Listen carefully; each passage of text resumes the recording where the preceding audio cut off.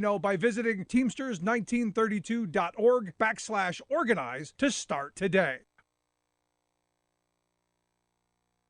Keep America going, yet the job site is where we have the least power. Many of us voiceless as corporations gamble away our health and our family's future just to feed their greed. It's time for the working class majority, for you and me, to regain our voices, to turn up the volume, assert our collective power, and to organize.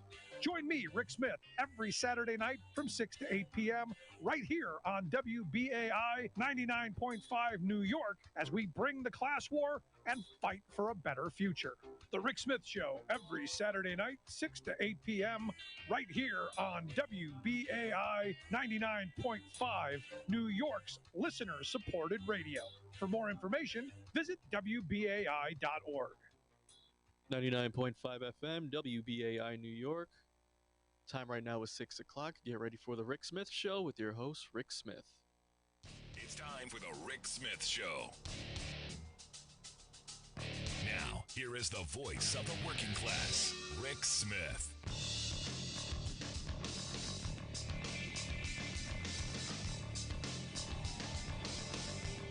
And welcome, brothers, sisters, working class heroes. This is the Rick Smith Show.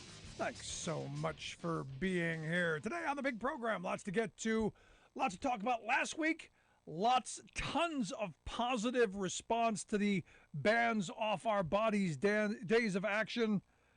Tens of thousands of New Yorkers, men, women, shutting down the Brooklyn Bridge, marching towards Foley Square. You know, I was hoping for one of those today, honestly. There should be, until this issue is settled, there should be this kind of activism daily. Because look, the right, the people who want to take this away, they are not giving up. And the Catholic Church jumping into this, I guess, as well, as they announced that Nancy Pelosi will not be getting communion. Sorry, Nancy. No for you. And look, institutionally, the right wing, they've done the organizing. They see their moment, which is why this memo was leaked. I had someone right away going, see what these liberals did? Going, no, this wasn't done by a liberal. No, this was done by the extreme of the conservative wing. This was done by someone really far over there, someone who, well, maybe has a history of doing it. I'm not saying that a certain Supreme Court justice's wife did it. I'm saying it's quite possible that she did, since she is tied in those worlds and, well, has had some questionable behavior. We find out this week that she was in on some calls to overturn our election. Yeah, not surprising. But yeah, this is one of these fights of our moment, and one of those issues that we need to be getting behind. But good for all the people who are out there. I'd love to hear your thoughts on this. I'm going to jump into calls as soon as we can. 1-866-416-RICK, 1-866-416-7425. If you got thoughts on that. This week was interesting. Interesting in listening to conservatives lose their mind. Lots of finger pointing. Oh my gosh, baby formula. All we heard about was the babies. Because have you noticed how the media is not really paying attention to the abortion issue very much? No. It's been all about Formula Gate. Oh, the babies. How much we love the babies. Oh, we love the babies. Now understand, if you really did love the babies, if you were truly passionate, the Catholic Church cared as much about, the babies as they do denying Nancy Pelosi communion, they would have been doing some things. They would have been doing some actions. They'd have been holding drives. They'd have been, all kinds of stuff. Nothing. Silence. Quiet. Lots of conservative politicians doing the finger pointing. Rick Scott, senator from Florida, actually had pictures of baby formula from Panama, had pictures of baby formula from Israel, said he's got pictures from baby formula on shelves all across the world. And I'm going, how did you get that? And since you're a sitting senator, wouldn't you have the power to go, hey, if they got it sitting on their shelves, why don't we go buy some? I don't know. We've got planes. We've got a military everywhere around the world. Let's ship some back. Oh, no, can't do that. That would be like solving a problem. Kevin McCarthy. Kevin McCarthy outraged. America needs a plan immediately to solve the shortage of baby formula in our country. The silence from the Biden administration, he said, and the FDA is unacceptable as parents across the country are worried about feeding their children. So this week, Democrats put forth a piece of legislation to help the FDA address the shortage issue. About $28 million, not a lot of money, a drop in the bucket compared to what we spend on, I don't know, anything else. Give the president some tools to do something, to actually do something, to actually solve a problem. Do you know how many Republicans voted for this incredible piece of legislation that was going to solve a problem? Exactly 12. You had 192 Republicans who basically have said we want the babies to die. Now remember, these are the same people who literally said that. What? They're giving baby formula to those illegals down on the border that we've detained? What? They're giving formula down there? We should let them die. Basically was their statement. And the Democrats didn't seize on that. So they come up with this piece of legislation, just a meager amount of money to work on this. And 192 Republicans say no. But Rick Scott had pictures. They love the babies, love the children, but the children, those kids on the border, those illegals, let them starve to death. And what's interesting, they do it on the same day that Oklahoma passes the strictest abortion ban in the nation. Now, here's the part of this that I find interesting. We're going to force people to have children. We're going to force them to bring children to term. But when times are tough, and I mean, this is really, the imagery to me is important, because we're going to mandate that you have children at conception. This is now nothing. No IUDs, no Plan B, none of this stuff. The second conception happens, this is now a person in Oklahoma. And look, and this draws a whole bunch of other questions that I found this week that people were throwing at me about, what happens with, with in vitro fertilization where they fertilize a whole bunch of eggs in a dish. Are those now people too? This is, again, ideologues legislating without thinking. But there's not much thought on that side anyway. But you take this, where we're going to mandate every fertilized egg has to be hatched, but we're not going to do anything to actually feed them. That has really been that's the Republican Party in a nutshell, because they haven't done anything to ensure that healthcare, haven't done anything to ensure nutrition, housing, any of that. So, and this is not new. This has been the mantra for a very long time. They care about the fetus. They care about that, but they don't care about the people. Once it's out, you're on your own, brother. Pull yourself up by those bootstraps. It's really crazy. But it is kind of where we are as a country, where it's all about pointing at the problems. It's all about keeping people angry. And look, nobody knows how to point out a problem better than Republicans do. Nobody knows how to create problems better than Republicans do. Nobody who knows how to make those problems much worse than Republicans do. But solve them, not so much, because they rely on invisible things. It's God's will, the invisible hand of the market. It's out of our control. We can't do anything. Sorry. Can't do it. It's some magical thing out there. But we're just going to point it out. We're just pointing it out. For instance, again, all we hear about is inflation. All we hear about is gas prices. And I go to the gas station and some idiot always slaps the Joe Biden did this sticker on the gas pump. And you go, hey, dummy. Biden didn't do this. And yet, I've yet to find one of those people who's been able to make a cogent argument on how that happened. They just got a cute little sticker that they paid for, and I love this part of it. Someone made a profit off of their stupidity, and I love that. A fool and his money once parted. That's all of that. But I love the fact that Katie Porter tweeted out this survey done by the Dallas Fed. It's a survey of our friends in the oil industry, and asked why they weren't drilling more. Why aren't again, the free market, is supposed to, when there's increased demand, corporations are supposed to increase their productivity to meet the demand so that they can make more profit. This is how it's supposed to work in a functional kind of capitalist system. That's how we're told it's supposed to work, right? It's how I learned it in economics class 1,000 years ago. It's how it's supposed to function. So if there's more demand, you want to get more customers. You're going to drill more oil so you can sell more product, so you can have more. It's all of that, all in a whole ball. So they did this survey, and what they found is nearly 60% of the executives who were polled in this blame Wall Street, citing, quote, investor pressure to maintain capital discipline as the primary reason oil companies weren't drilling more despite the skyrocketing prices.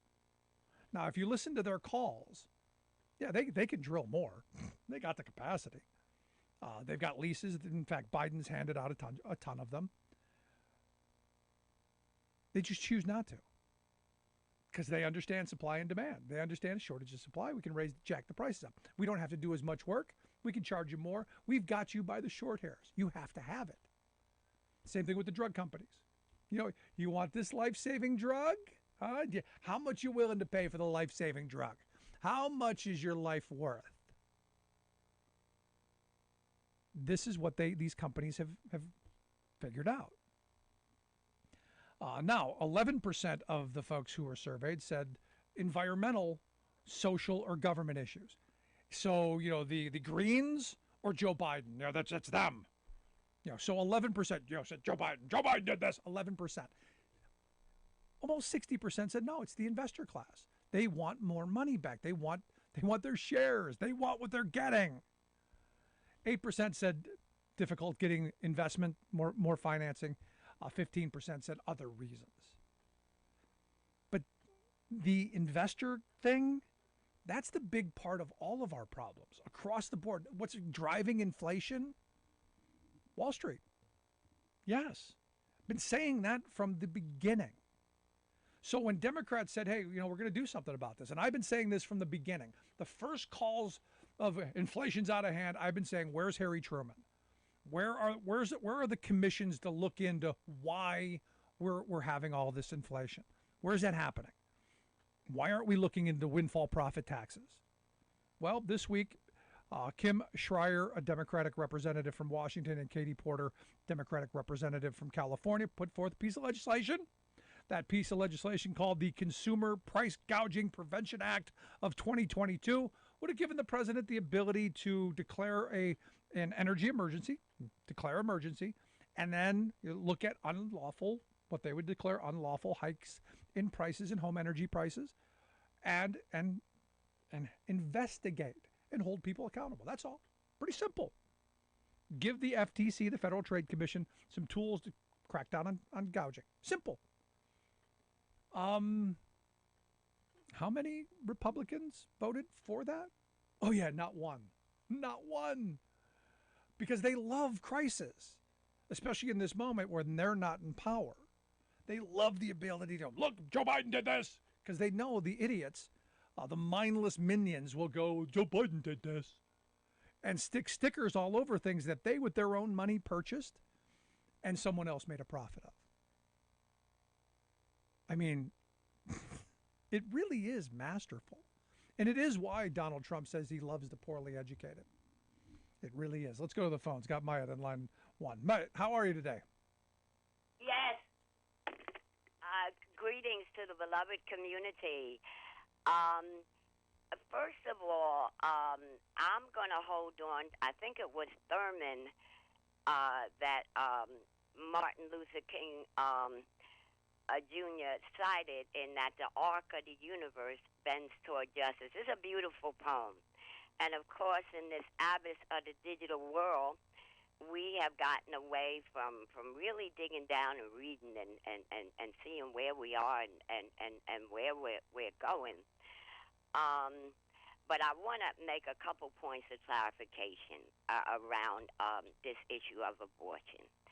And in fact, Rick, Mimi Rosenberg and Ken, they had a program a couple weeks ago, right, that everybody involved in labor needs to listen to. They brought on, I didn't get a name right off, that's why we need to use the names when we're doing these interviews throughout. But she was the head or the spokesperson for it. It was either the National United Nurses Union. I'm sure it will come up. But she made wonderful points, but one of her points was that abortion is a medical procedure. So when, for example, a woman has what's called an ectopic pregnancy, the fetus lodges in her fallopian tube, and as it grows and would burst and, damage all her organs, she literally dies. But in Missouri, they're literally putting in law. This is how putting in law that would not allow that woman with an ectopic pregnancy to save her life. So, okay, abortion is a medical procedure. Very, very rarely, I think it's under 1%, when the fetus is not viable or would damage the life of the mother, is when you get into the late term. So that always comes up with the Republicans, which is they just don't have the facts. The other point that the nurses, United National Nurses, wonderful speaker made was the issue of self-determination. I mean, how is it a country, when countries like Argentina and Chile and Peru finally move in the right direction, behind the ingraining of this Catholic teaching, and then the United States is literally going to enslave and cause 8 and 9-year-olds who are in puberty that early, but they're raped or it's incest. This country. My last point, Rick, is that the reading. We must read, because I fell into that digital hole at myself one point. The Buffalo situation with an 18-year-old is someone who wasn't reading. But I guess the point that I'm trying to make is that Nexus magazine gives us another view around alternative natural health, and also what's really going on. So one great article recently was called Mass Psychosis and the Rise of Totalitarianism. So it says it right there. And then there's another article that shows about this invisibility technology where they're manipulating, and there's a patent on this, the paranormal world. So we must read broadly. Love your work. The email is coming to you as we move forward. I appreciate and I look forward. I love the callers. They have so much to say and so much connection. And Good thank stuff. you, and everyone be safe. Good stuff. Thanks, Maya. I appreciate it. Let's take a quick break. Right back after this with your thoughts. 1-866-416-RICK, 1-866-416-7425. Remember, if you miss any of the program, make sure you download the podcast. Always there, always available. Even our Monday through Friday programs, make sure you grab those as well. Also, remember, I need some WBAI buddies. Go to WBAI.org and become a buddy today. Quick break. Right back after this.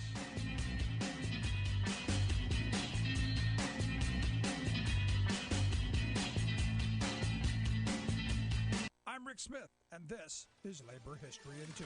On this day in labor history, the year was 1950. That was the day 31 dock workers were killed and hundreds more were injured in an explosion at the Raritan River Port in South Amboy, New Jersey. Workers were loading ammunition from freight trains onto ships. The freight's ultimate destination was Pakistan. Practically every structure in South Amboy suffered some form of serious or structural damage, with windows blown out everywhere and debris reported as far as 25 miles away. 50 2,800 more unexploded anti-personnel mines had been strewn about the port. Demolition experts had to be called in for removal. A subsequent fire at a nearby agricultural phosphorus plant complicated their work. The blast was caused by the detonation of 150 tons of military explosives and gelatin dynamite. The piers, equipment, and railroad cars were all demolished. Over a dozen nearby barges were either on fire or sank. Emergency operations went into effect and a state of emergency was declared.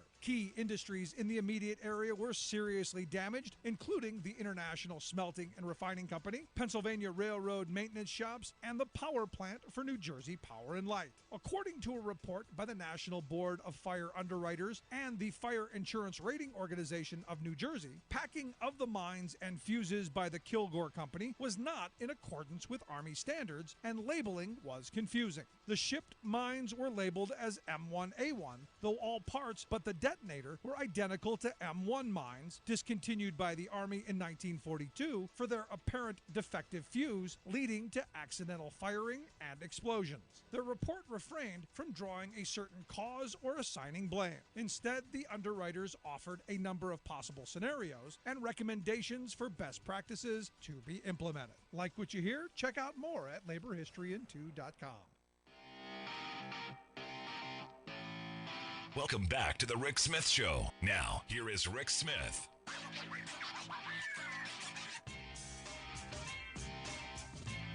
So grateful to Mitt Romney. Oh boy, I'm so happy about this. Mittens, rich guy Mitt Romney, who probably never had to worry about a financial thing in his life.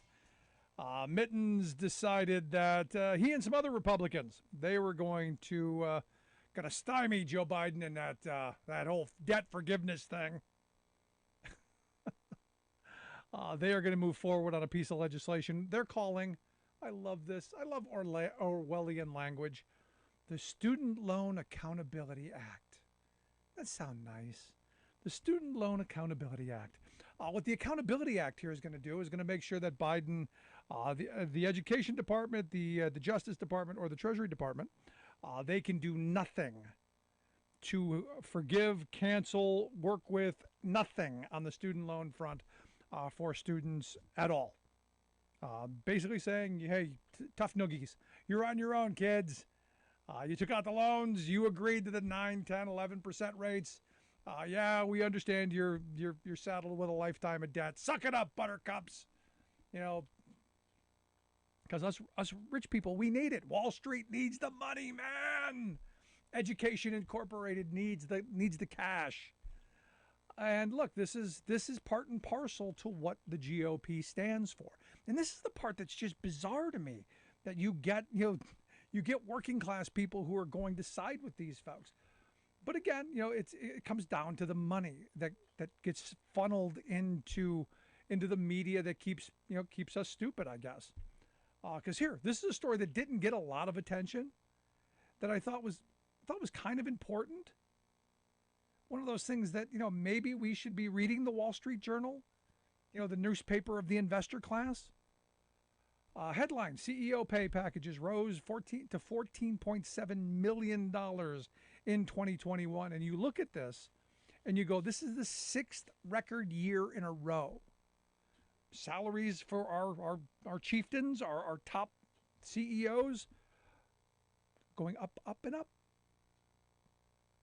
6th straight year. In fact, 9 CEOs got pay packages in excess of $50 million a year. And you go, but hold on, wait a second. So explain to me why. Inflation, I'm sure. Inflation, because, workers' wages are going up. Total compensation rose by at least 12% for the executive class.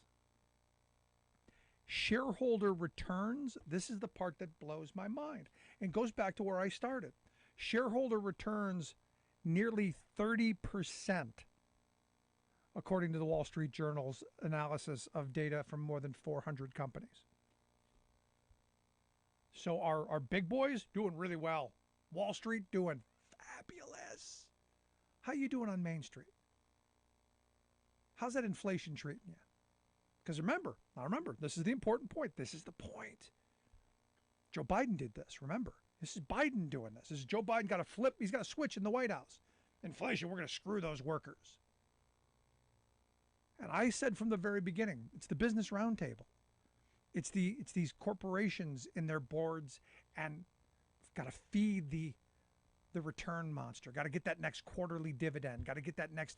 Got to feed that stock price, so we can get our bonuses and we can feed ourselves. Get those stock buybacks.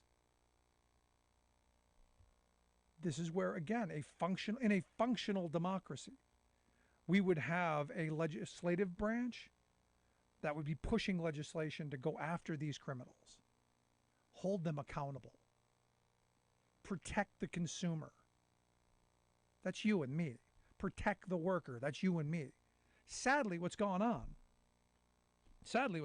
is, well, we've got the best democracy money can buy. I got an email yesterday from Marianne saying that she was surprised because I'm sure you know that there are a bunch of books that are being banned across the country.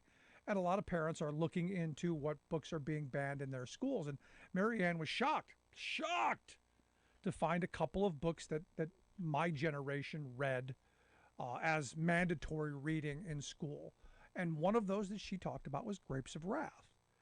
It is banned from her local school, as is To Kill a Mockingbird. Those were mandatory reading. And now To Kill a Mockingbird, I know they use the N-word there a lot of times. And there's a bunch of marginalized characters and there's a bunch of stuff that I can see. But Grapes of Wrath, who are we going after there? Oh yeah, we're going after the rich people. Can't demonize the rich people. And she sent me a quote that it's been years since I've read the book, but she sent this short passage from chapter 25. She said, and it goes. There's a crime here that goes beyond denunciation. There is a sorrow here that weeping cannot symbolize. There is a failure here that topples all our successes.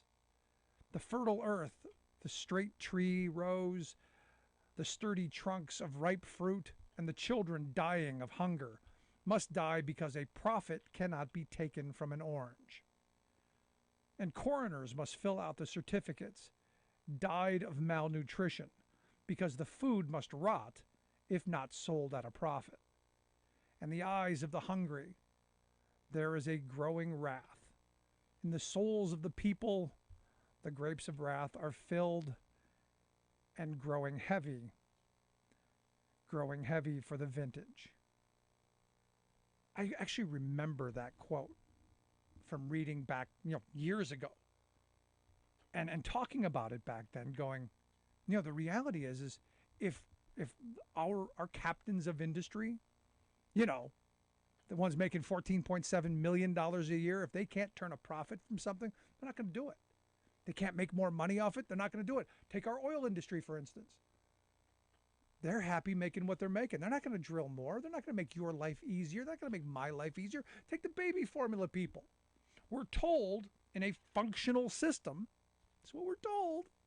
In a functional system, when one of the companies goes down, the biggest one, because of contamination in their factory, which killed 2 babies, and has, I guess, made a number of other ones sick, that the other ones would ramp up production to meet the needs of the consumers, and hopefully in the other 3, because we've only got 4 companies, again, monopolistic, that have 90% of the market. In a functional capitalist system, we'd have 10, 20, 30. We'd have a bunch of them. We've got 4. So one goes down, we lose a massive amount of capacity. But in a functional system, the other 3 would ramp up production, work a little overtime, put more things in so that they could steal some of their market share. That's how capitalism's supposed to work. That's what we're told. That didn't happen. They didn't ramp up production. They just raised prices. Because that's how this works.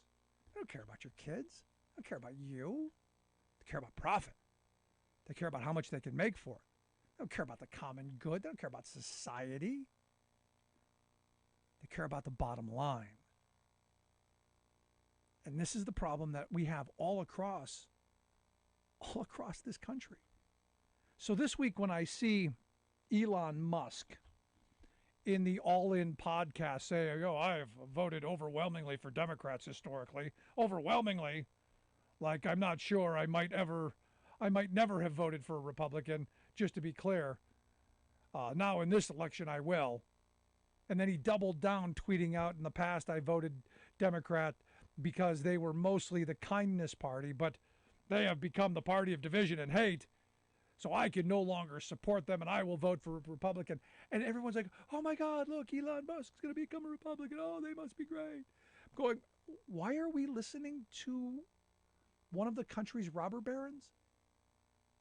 Oh, that's right, because we didn't read Grapes of Wrath. We've forgotten the war between capital and labor. You know, how much capacity, how much is Musk taken from a system? Oh no, he's brilliant. He's brilliant. He's a smart guy. He's learned how to use a system. He's used lots of tax dollars to build a company that, I'm not against. Look, I love electric cars. Now, I do think the greatest line against what Musk said was from former Obama speechwriter John Favreau, who said, "Hey man, if you want a bunch of electric vehicle hating climate deniers, that's on you." I think that's the right line. Personally, I think Musk's position now is more about he stepped in the Twitter pile and is trying to figure out how to get out, and he's trying to stir up some what. But we'll see. We'll see how that plays out. But I do find it interesting that working people will look to someone like Bezos or Musk when it fits them, and ultimately Bezos as well, because Bezos criticized Biden this week as well.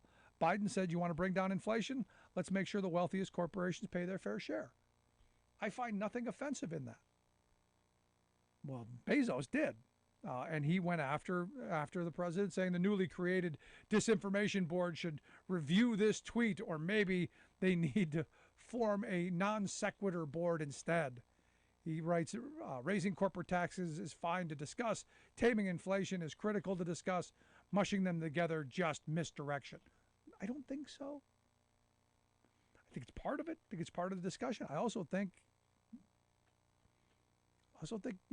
more profits tax board. I think we should be looking into that as well. Now look at Amazon. Amazon in 2021 avoided paying taxes on about $5.2 billion that should have come into the coffers. They reported net profits of $35 billion.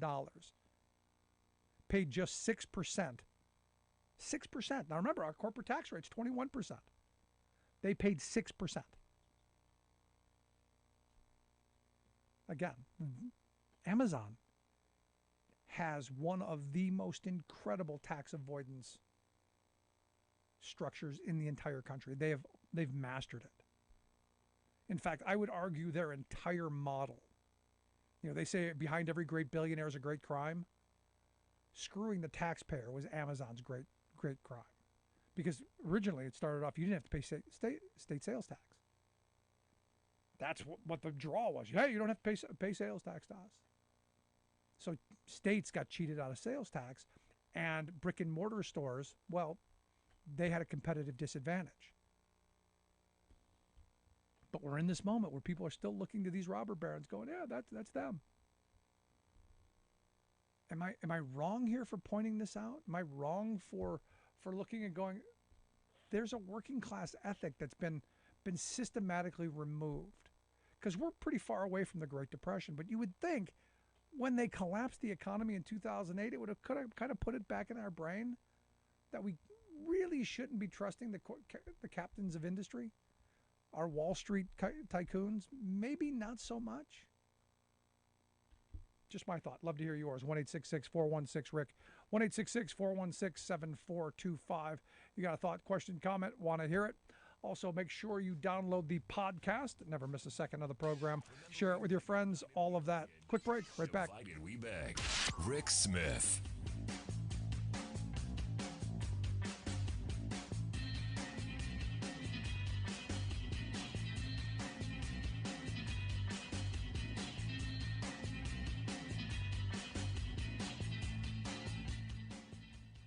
I'm Rick Smith, and this is Labor History in 2. On this day in labor history, the year was 1989. That was the day that black author and Marxist theorist C.L.R. James passed away. James was born in Trinidad, at the time a Caribbean colony that was part of the British Empire. His father was a school teacher. James became a leading intellectual on the subject of black liberation. His most famous work, The Black Jacobins, tells the story of the 1791 Haitian Revolution, when enslaved black Haitians successfully overthrew French colonial rule. James was a frequent contributor to Labor Action, a Marxist journal produced in New York from 1940 to 1958. He wrote about the struggles of black workers. He often penned fiery language. For example, in 1941, James wrote an article imploring black workers not to cross the picket line during a strike against the Ford Motor Company in Detroit. Ford had a reputation of hiring black workers at a time when many employers discriminated in their employment practices. But James warned his readers that the Ford Company was no friend to the worker and that the company was attempting to use race to keep its workforce divided. James wrote, quote, "Ford is one of the most dangerous enemies of labor who exist in this country. This enemy of society has been laying a train of race hatred in Detroit and is now about to touch it off. The organized working class movement and the Negroes will have to fight hard and long to check and frustrate and defeat this sinister plot. This will be no easy fight." In other articles, James also used his pen to call out labor unions for not including black workers and to call for the unification of black and white workers in their struggle. Labor History in 2 brought to you by the Illinois Labor History Society and The Rick Smith Show. For more information, go to laborhistoryin2.com.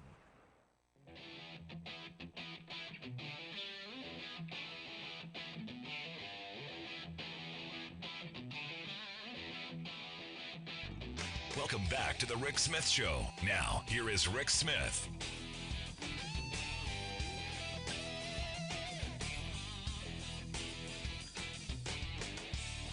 1-866-416-RICK, 1-866-416-7425. You got a question, comment, something on your mind, want to hear it.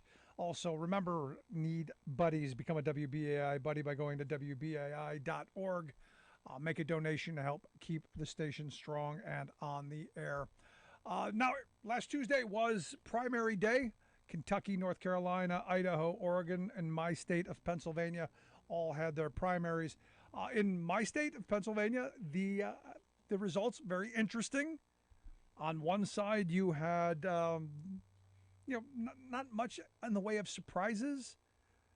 You had John Fetterman the win the Senate side, which good guy, straight talker, good solid working class values. Not surprising at all. Josh Shapiro, the gubernatorial candidate, ran unopposed. Not surprise, no surprise there. On the Republican side, you have the Nazi, Benito Mastriano, who I'm going to say flat out, this guy, he's being dubbed as an insurrectionist because he was one of the guys who, on January 6th, was there, organized busloads of people to go down to the insurrection. Now, this is where I find interesting. Now, they're pushing back. No, we were going down because it was a day of, family and a day of unity, and it was a day of America. And, how they're spinning it. No, you went down there to stop the steal. That was the name of the damn thing. You can't then change the whole banner of the reason you were there. You were there to stop the certification of the election. That's why everyone was there. Everyone knew the reason you were there. Everyone knew. It's the reason you went. Everyone knew. Everyone was angry at Mike Pence, which is the reason they built the gallows and wanted to hang him. So now they're kind of doing a little rewriting of that. But that guy won the Republican side handily. I mean, walking away. On the Senate side, the Republicans, very interesting. You had Dr. Oz, the TV guy, not really strong on any real position. over his lifetime, if you go back and look at maybe where he was 10 years ago, he's kind of vacillated on his positions, kind of a little squishy here or there. Who knows? He voted in the Turkish election, says maybe he didn't. There are pictures of him doing it. I don't know. Maybe he did, maybe he didn't. Then you got the Chinese, the businessman who does business in China, because we know this because the two McCormick, David McCormick, the businessman, and the Dr. Oz, quack doctor, have been spending millions lobbying these assaults at each other. In fact, just been inundated in this state with ads going at each other in those directions. They're at a dead heat. In fact, there's going to be a mandatory recount. In fact, we'll get to this in a minute about the mail-in ballots. Well, it's interesting to find that Republicans actually do like mail-in ballots and now care about them. I don't want them all thrown out because they may decide how to sway the election. But there was a woman, Kathy Barnett, who was the Trumpiest of all of Trump. She should have walked away in all of this. And had she looked like Benito Mastriano, looked like an old white guy who looks like a thumb, she would have walked away with this, I think. Now, she's a black woman running in a Republican primary, and I think that had a lot to do with it, and I'm going to throw that out there. But she was literally crazy. I mean, she was way out on the fringe of, she was more Trumpy than I think Trump himself is. But she came in and not too distant third. Interestingly enough, her supporters are claiming that it was rigged and that it was stolen from her. The most Trump thing ever. See, Trump should have endorsed her because she really is the embodiment. Her supporters are the embodiment of everything that is Trump. Now we're not going to know for a while who the candidate, the Republican candidate, is going to be. It's going to be a mandatory recount. They're still waiting on the mail-in ballots. Interesting decision on Friday, though.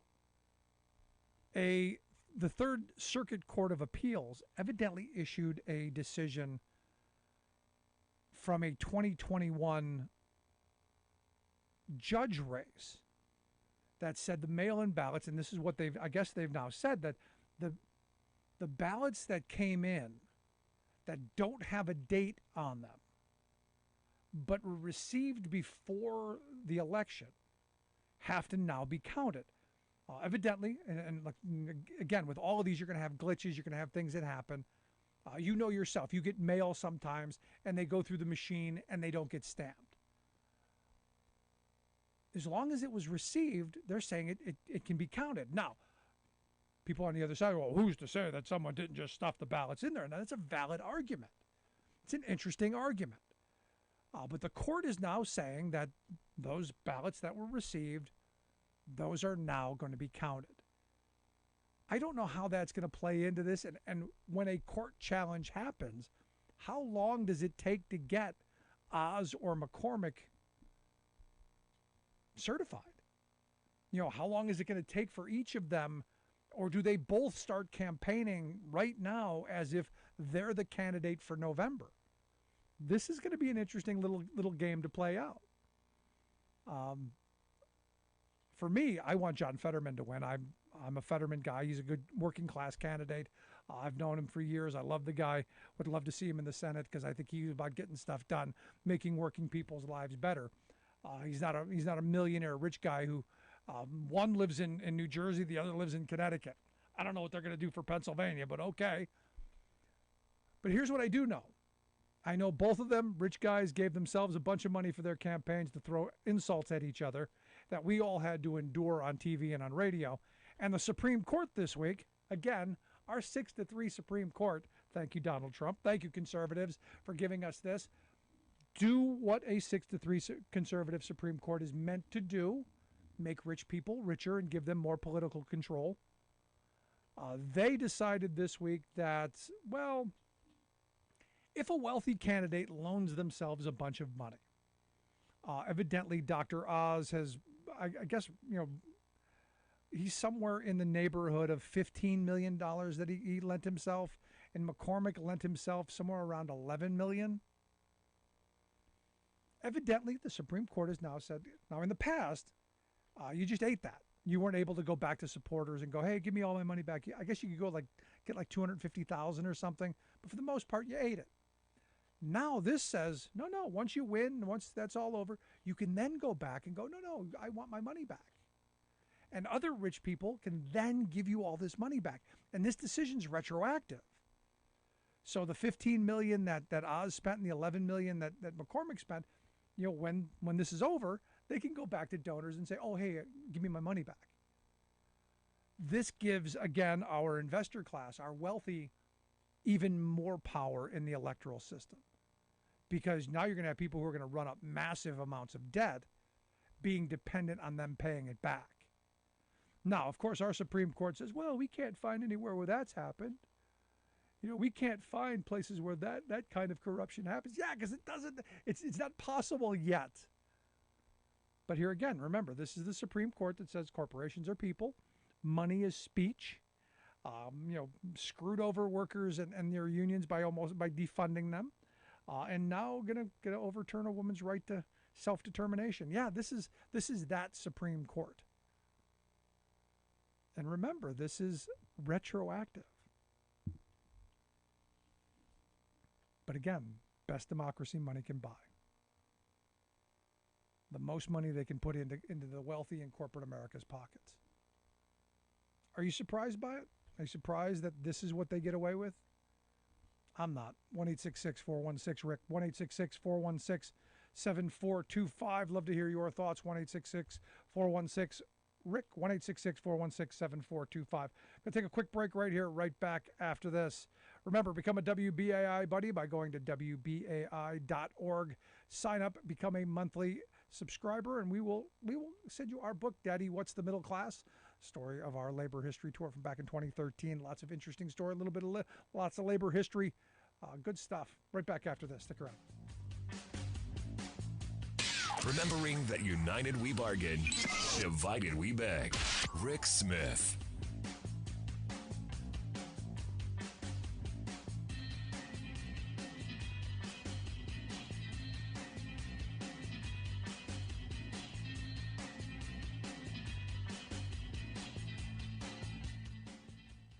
I'm Rick Smith, and this is Labor History in 2.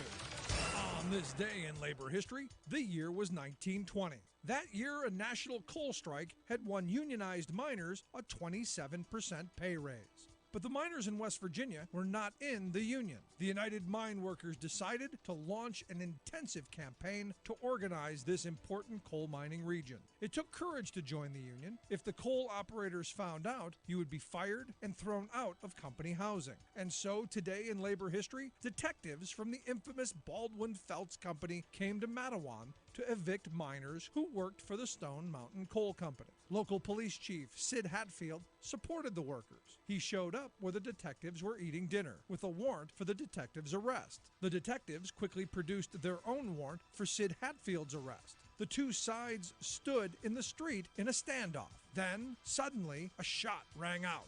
Miners dueled with the coal operators' hired guns. When the smoke cleared, 7 detectives and 2 miners were killed. Among the dead was Albert Felts, one of the detectives who had earlier participated in the Ludlow Massacre in Colorado. Sid Hatfield survived the gun battle and became a national folk hero. The next year, he was assassinated for his role in Matawan. 10,000 angry miners took up arms in what has been called the largest insurrection since the Civil War. The fighting culminated in the Battle of Blair Mountain, where an estimated 1 million rounds were fired between the miners and the company's hired guns before the U.S. Army intervened and ended the battle. In 1987, John Sayles directed an acclaimed film based on the events in West Virginia. Matawan became a classic, must-see film about the labor movement. Labor History in 2 brought to you by the Illinois Labor History Society and The Rick Smith Show.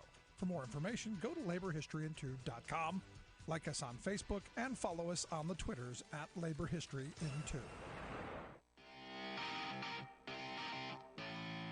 Welcome back to the Rick Smith Show. Now, here is Rick Smith. 1-866-416-RICK, 1-866-416-7425. Check out the website, thericksmithshow.com. Also, become a WBAI buddy. We need folks to sign on and say, hey, the Rick Smith Show. I kind of like that guy. Kind of like the stuff he does. Want to make sure that this show stays on. I want to make sure that the station stays on the air.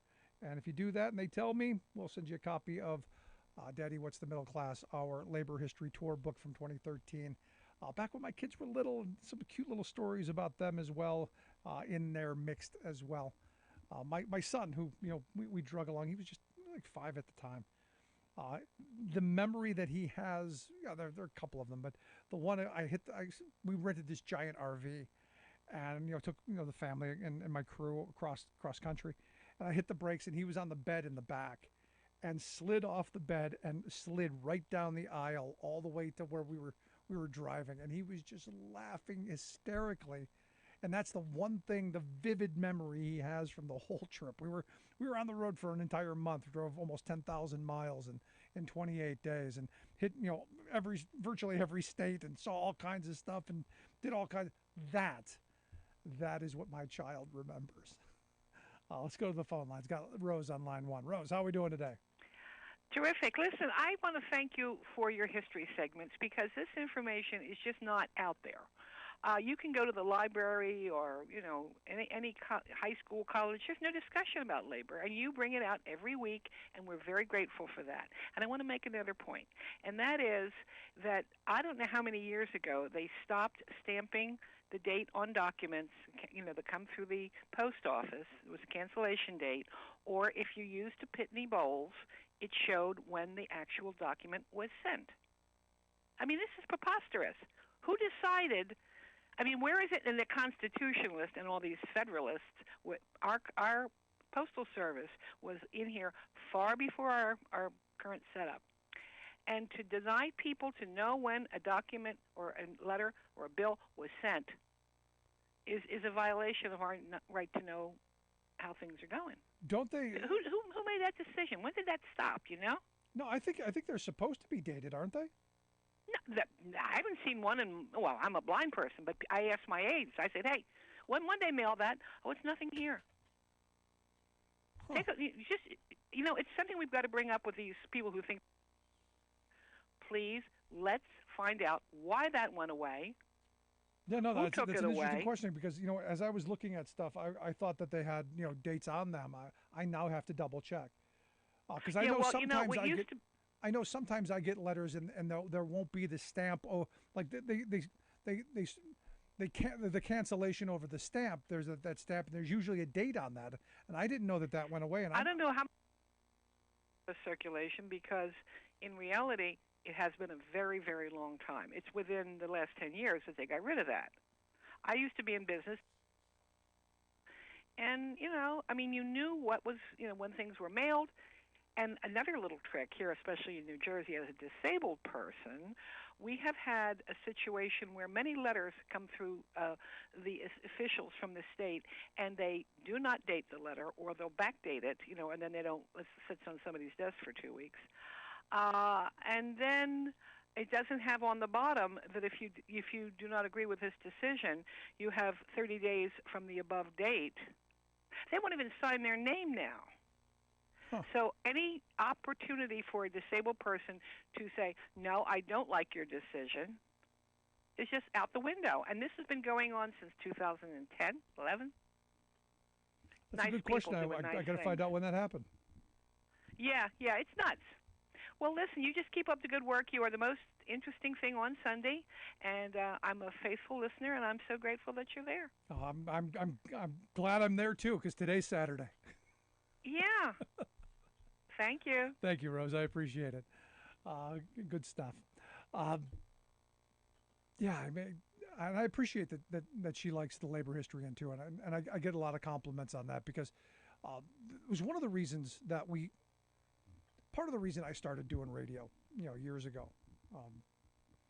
was the political part of this. That a lot of my truck driver buddies were spewing Limbaugh and Hannity and the rest of the debacle crew, the outrage factory.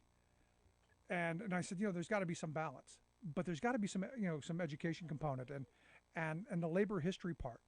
I thought was a huge part of this. So when I try not to do commercials. We try not to sell things too. We try not to. We try not to do much of that. So for commercial breaks, I came up with this idea of, hey, let's do education stuff. If we're going to use Madison Avenue ideas, let's do really short, digestible, clips that people can learn something, take a couple of points away from. And I put together a really fantastic group of people at the Illinois Labor History Society, and we were able to compile some of this stuff, and they're just just make me look really good. And I appreciate them and all the work that they've helped with us to put these together. And someday, it's my plan.